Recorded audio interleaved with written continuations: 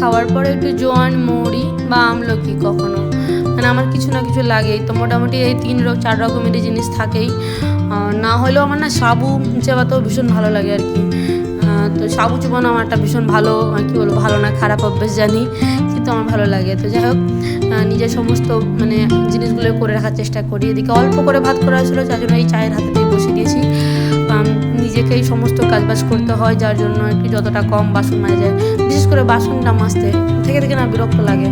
তাই জন্য চায়ের হাতে বোধহয় আমি জল গরম করেছিলাম, ভাবলাম অল্পই ভাত করা ছিল, যার জন্য এটাতে আরামসে হয়ে যাবে। একটু মিশানো তরকারি, আমার তরকারি খেতে ভীষণ ভালো লাগে। তো কখনো কখনো নিজের ভালো লাগারও কাজবাজ করে নিতে হয়।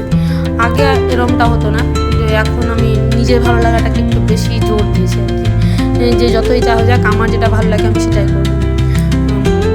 ভালো কখনো কখনো স্বার্থপর বলে না, স্বার্থপর না হলে নিজেকে ভালো রাখা যায় না। একটু ভালো থাকার জন্য না হয় স্বার্থপর জিনিসটা বেশ ভালো। কী আর বললাম, এদিকে দেখো ক্যামেরা দেখে কাজ করছিলাম, একটু সরষে বাইরে পড়েছে আর কি।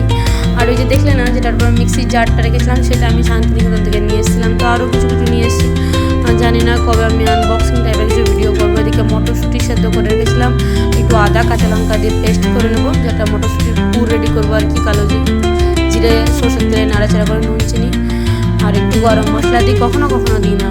ওই যে মটরশুঁটি কচুরি হবে, তাই জন্য বাড়িতে কিছু লোকজন আসাচ্ছিল, তো ভাবলাম আগে থেকে পুর রেডি করে রাখি। ওই রাত্রেবেলা না মিক্সির জার বাটো, আবার কড়াইটা ধাও ভালো করে, তার থেকে যদি পুরটা রেডি করে রাখি না, রাত্রেবেলা জাস্ট ভরবো আর বেলে ভাজবো, অনেকটা ইজি হয় আর কি। একা হাতে কাজ করলে একটু বুদ্ধি করে কাজ করতে হয়, ঠিক আছে। তারপরে যে বললামই তো, একদম অল্প করে খাওয়া দাওয়া ছিল, একটু বেরোনো ছিল, নবান্ন বাড়িতে তো বাজার করা ছিল। এদিকে দই নিয়ে নিচ্ছি, আমাদের ভীষণ পছন্দের কিন্তু মেডিকেলের মিষ্টি, এটা মেডিকেলই বলি। বাবা তো কি বলে, ঝোপড়ি পট্টি নাকি একটা, যাই হোক মালদার মেডিকেল। আচ্ছা, আমি আর শুভ দুজনে কিন্তু মালদা মেডিকেল হয়েছি।